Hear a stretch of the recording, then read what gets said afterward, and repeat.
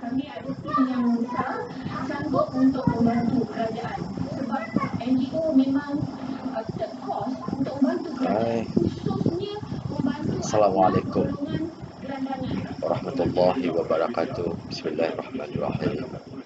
Rabbi shrah li sadri wa yassir li amri wahlul 'uqdatam min lisani yafqahu qawli. Apa khabar semua? Kembali kepada rancangan series Pak Long Berbicara. Seperti yang dijanjikan untuk siri yang ketiga ini, Pak Long akan sembang tentang beberapa isu yang kemudiannya nanti kita akan didirikan. Tetapi buat masa ini, Pak Long harap pendengar-pendengar yang dikasihi semua dapat subscribe channel Pak Long Badril Al-Badri YouTube channel. Okey, baik. Pada malam ini Pak Long terpanggil untuk berbicara tentang PKPD, satu pengalaman yang mungkin Pak Long akan jadikan sebagai tauladan dan sempadan untuk di masa-masa akan datang. Untuk pengetahuan kepada audiens semua, Pak Long bertugas di sebuah tempat di mana Pak Long mempunyai lebih kurang dalam 250 pekerja, dan secara keseluruhannya lebih kurang dalam komuniti yang tinggal di tempat Pak Long itu 1,400-1,500 orang. Pada minggu yang lepas, satu pemeriksaan mengejut telah berlaku, di mana pegawai daripada KKM dan juga PDRM datang membuat pemeriksaan mengejut di tempat Pak Long. Jadi apa yang berlaku adalah mereka membawa berita bahawa kes COVID-19 positif berlaku di tempat Pak Long, seramai 15 orang katanya. Tetapi mengikut rekod yang ada, didapati dikatakan pihak Pak Long hanya mendaftarkan ataupun mengemaskinikan data kepada KKM dan juga kuasa sebanyak 4 kes. Maksud Pak Long, running case pada ketika itu adalah lebih kurang 4 kes. Jadi perbincangan telah berlaku pada masa tersebut, dan kebetulan yang hadir adalah seorang pegawai polis daripada IPD, dan kebetulan juga pada minggu yang lalu beliau juga ada datang berjumpa dengan Pak Long. Dan dalam perbincangan tersebut, mereka ini pihak polis, maksud Pak Long, sedang mencari satu orang yang tinggal di dalam tempat Pak Long katanya, dan telah pun dikenal pasti sebagai mengalami positif COVID-19. Tetapi setelah kita cek dan semuanya dan sebagainya mengikut data pekerja-pekerja Pak Long, dan akhirnya kami dapati bahawa, dan kebetulan punya salah seorang saudara bernama tersebut masih tinggal di sini, dan akhirnya Pak Long dapat confirmation bahawa beliau sudah lama keluar daripada tempat Pak Long bekerja.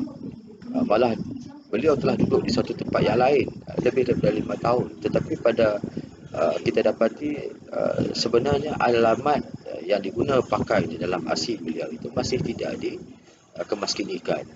Itu sebab apa ni apa ni orang yang dicari itu masih beralamatkan di tempat Palung. Dan begitu juga bila dikatakan 15 orang positif yang telah berlaku itu, maka bila pihak Palung dan juga pihak PDRN dan KKM memeriksa secara detail, dan akhirnya kami bersetuju bahawa semua ini adalah disebabkan kerana tidak kemaskan tidak kemaskinikan alamat. Nah, ini juga secara tidak langsung sudah memberi suatu kesedaran baru kepada kita bahawa betapa susahnya pihak berwajib untuk mencari mereka-mereka ini kerana alamat ataupun adres yang ada di IC mereka itu adalah tidak dikemaskini. Justru kerana itu maka satu benda yang boleh dibelajar, yang boleh kita belajar pada ketika ini, dan kita minta juga mungkin pihak kerajaan juga perlu ambil perhatian tentang perkara ini, tentang keperluan seseorang yang telah berpindah di tempat lain harus dalam tempoh yang tertentu updatekan ataupun kemaskinikan alamat mereka. Baik, itu peristiwa yang bagaimana nak bermulanya lah pemeriksaan tersebut. Akhirnya kami duduk bersama dan kami berbincang lebih lanjut, dan hujah-hujah yang diutarakan di antaranya memang betul di tempat jual Palung ini masih ada lagi lah running case pada ketika itu adalah sebanyak 4 case. Walau bagaimanapun kami juga mendapati bahawa mereka yang dapat kes positif ini adalah mereka yang tinggal di luar daripada kawasan Palung tetapi bekerja di kawasan Palung. Dan memang kita maklum bahawa di sekitar kawasan di luar tersebut, di taman-taman yang berhampiran, kesnya adalah sangat tinggi. Jadi akhirnya pihak KKM berpendapat bahawa adalah lebih baik pada peringkat ini notis penutupan premises diambil kepada Palung supaya tidak lagi berlaku buat masa sekarang keadaan orang-orang yang di luar itu masuk di tempat Palung.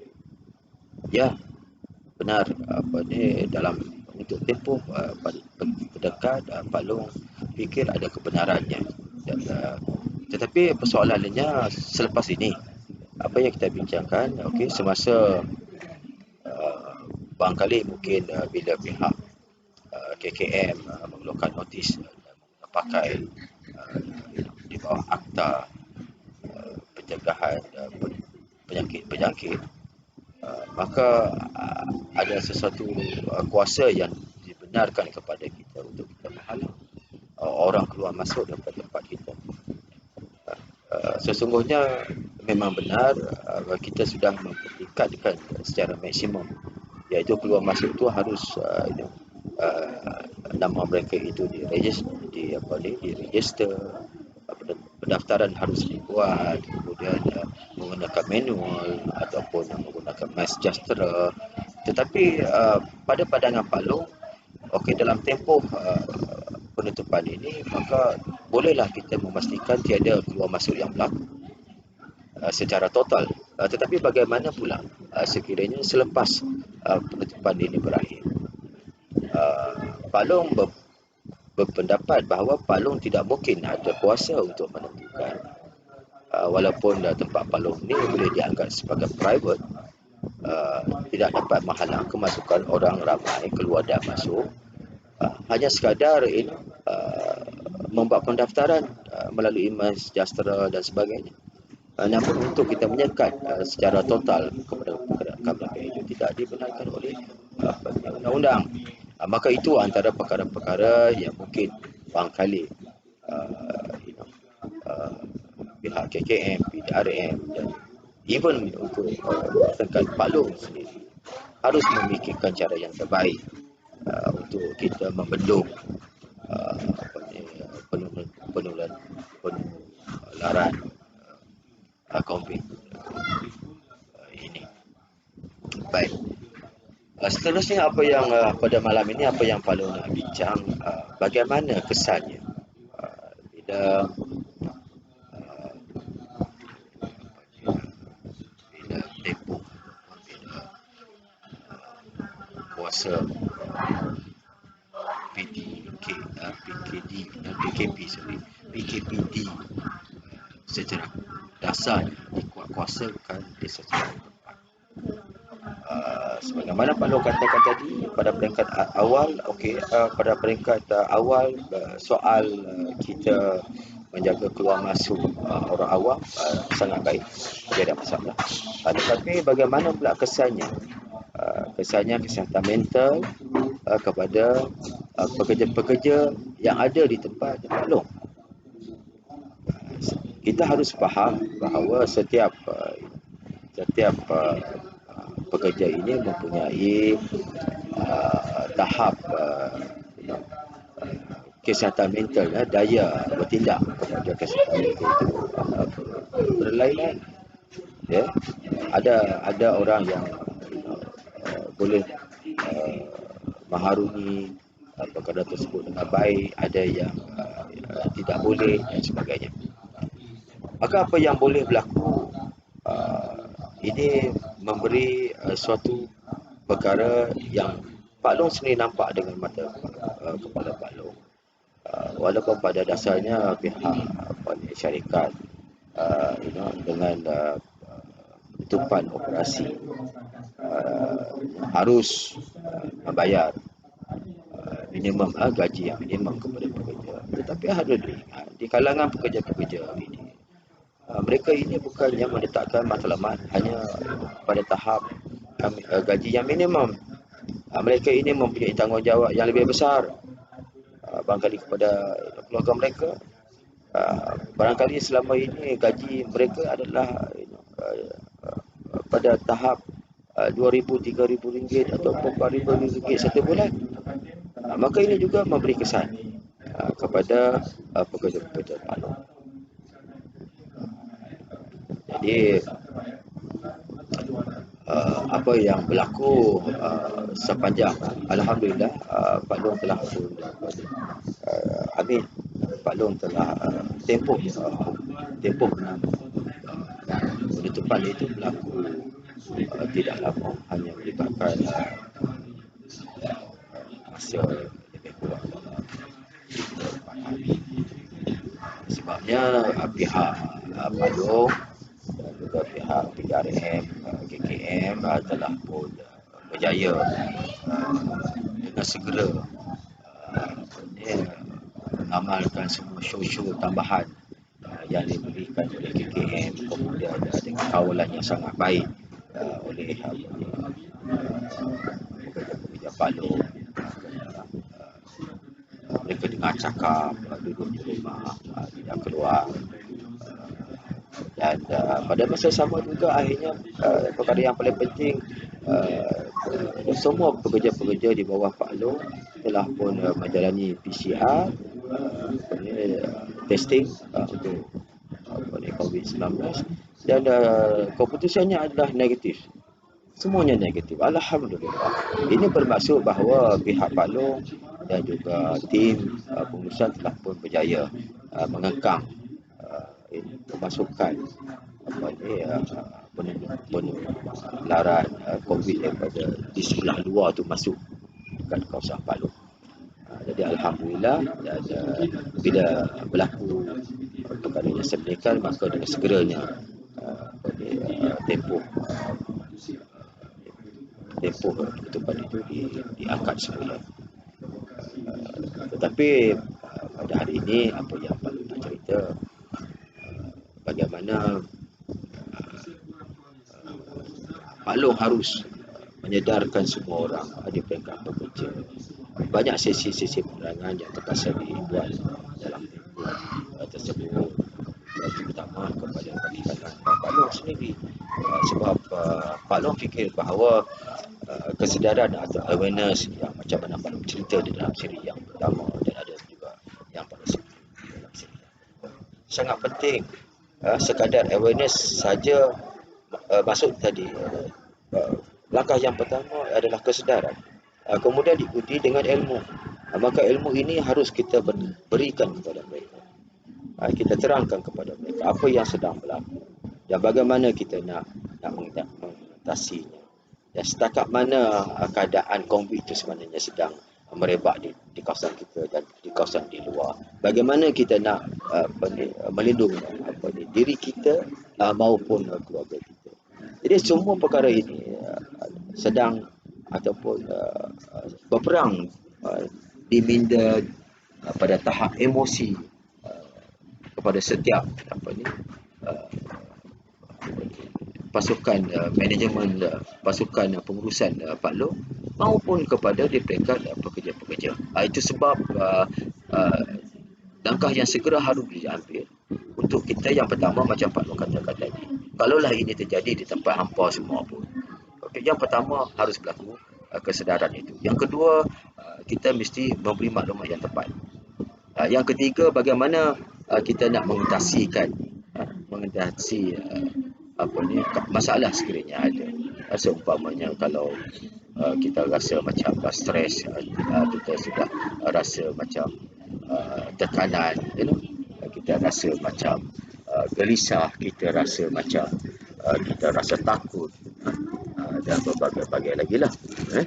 Jadi ini semua tanda-tanda kita di dalam keadaan yang stres, jadi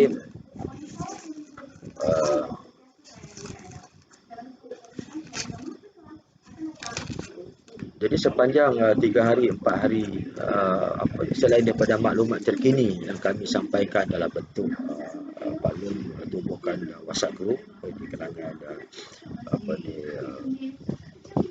pihak pengurusan, juga di peringkat pekerja melalui ketua-ketua kaum, ketua-ketua yang mewakili bangsa yang tertentu, dan juga melalui ketua-ketua kaum itu juga mereka juga ada WhatsApp di kalangan anak buah masing-masing untuk kita sampaikan maklumat yang terkini, supaya mereka rasa lebih faham, merasa lebih mengetahui keadaan dan bersedia secara fizikal dan juga mental untuk menghadapi.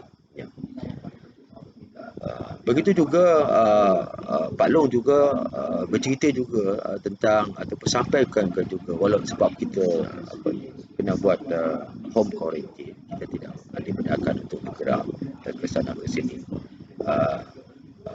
Kita juga sampaikan beberapa perkara dalam keadaan yang kita stres ini, ataupun rasa takut, rasa sedih, rasa marah, rasa risau, rasa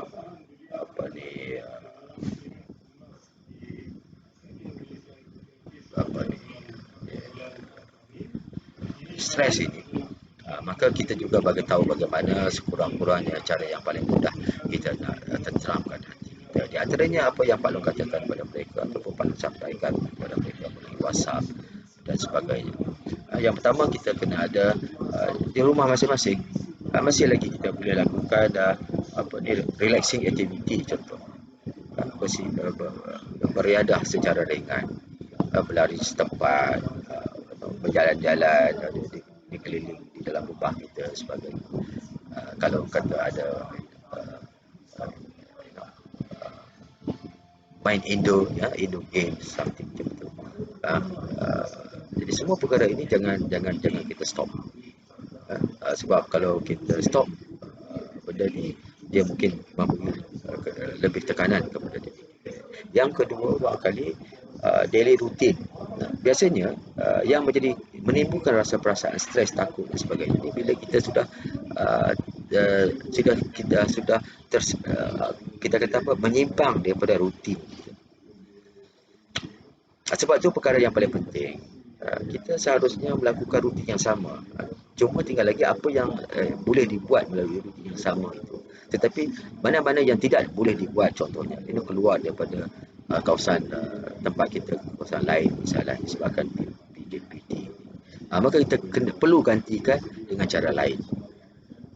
Dengan cara lain untuk mengisi daily rutin. Bukan sekadar kita menyendiri, duduk diam-diam dan suka buka ke mana.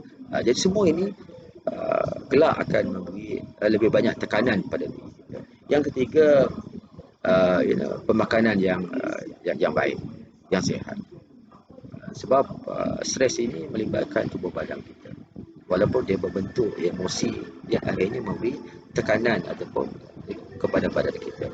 Maka ada keperluan juga kita harus, Pak Long nasihatkan kita harus makan secara sihat, kena jaga.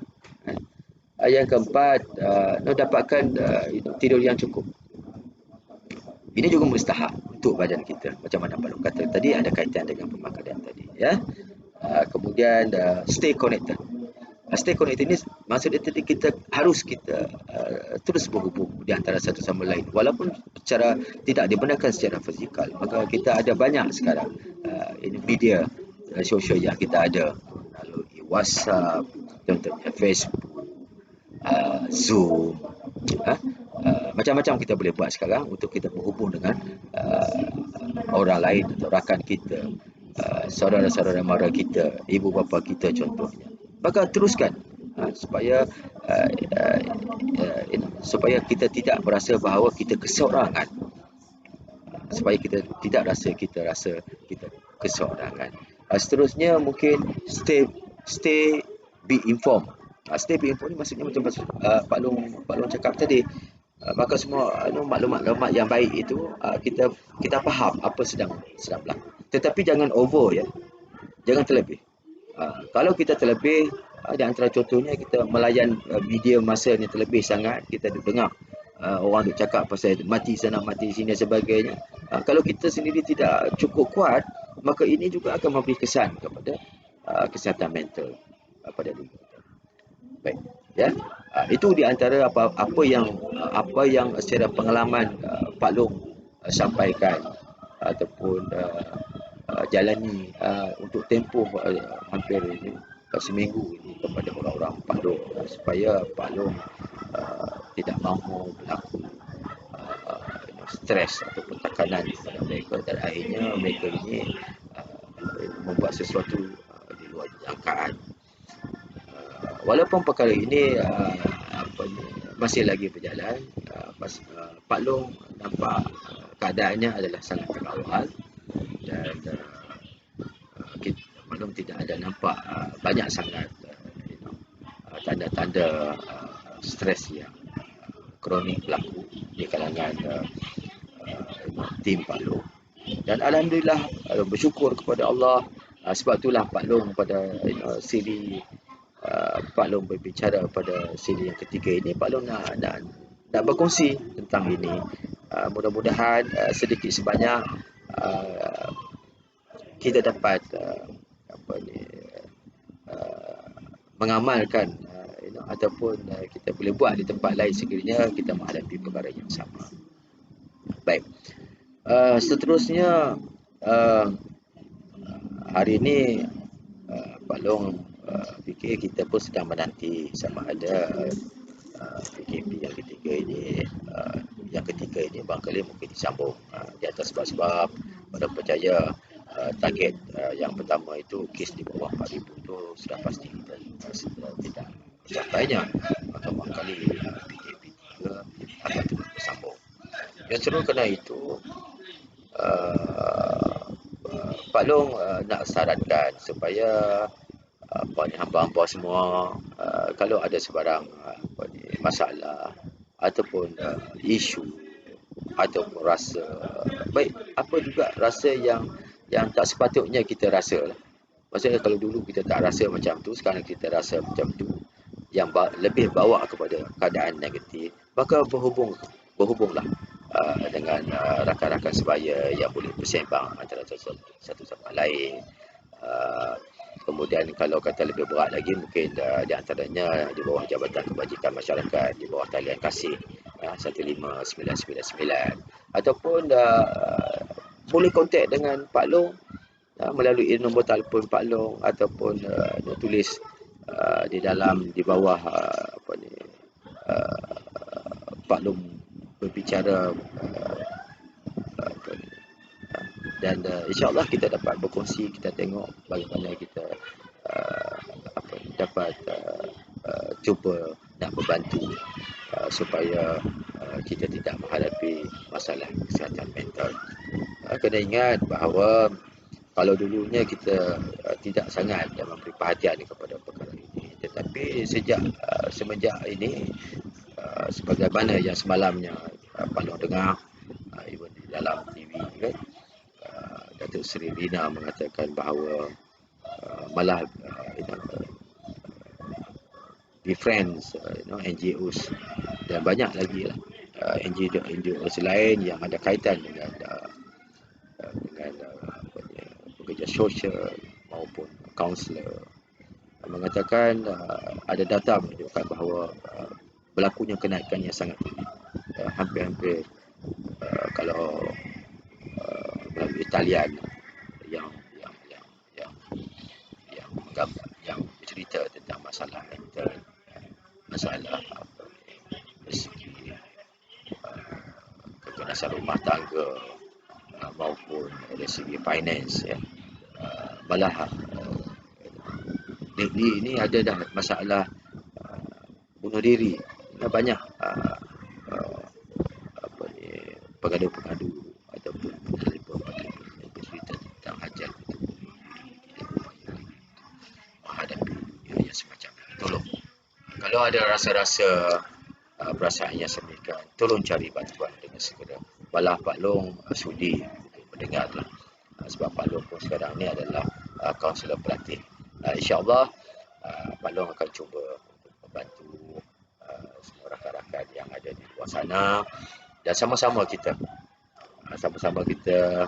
tolong menolong di antara satu sama lain supaya hidup kita rasa lebih tenteram, kita dapat menempuh cabaran yang sedang kita hadapi ini. InsyaAllah macam Pak Long cakap sebelum ni, Allah itu ada dan setiap penyakit itu ada penawarnya, dan bertawakallah kita setelah kita berusaha supaya Allah membantu kita dan segera menyelamatkan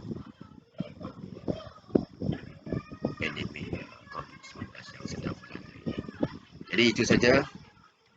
Terima kasih banyak kerana mendengar celoteh Pak Long berbicara untuk siri yang ketiga ini. Dan insyaAllah minggu depan Pak Long rasa setiap minggu Pak Long akan keluarkan secara mingguan untuk Pak Long berbicara. Dan sekiranya kalau ada sebarang masalah, kalau nak type kat bawah tu pun, insyaAllah Pak Long akan jawab untuk siri yang kedepannya. Ataupun kalau kata ada masalah dengan segera, silalah hubungi Pak Long secara peribadi. InsyaAllah Pak Long akan cuba untuk membantu. Dengan itu, sekian saja untuk siri yang ketiga ini. Pak Long berbicara, Pak Long menamatkan dengan doa. Mudah-mudahan semua rakan sebaya, sahabat handai, saudara mara, di mana juga, walaupun di mana juga saudara dan saudari berada, jaga diri baik-baik. Ingat, kalau kata saya, yang penting kita jangan kalah, ya. Yang penting kita jangan kalah dengan COVID-19 ini. Terus berjuang kawan-kawan. Jadi Pak Long sudah hidup pada hari ini dengan sembang kita hari ini dengan wabillahi taufiq wa hidayah. Wassalamualaikum warahmatullahi wabarakatuh. Bye bye.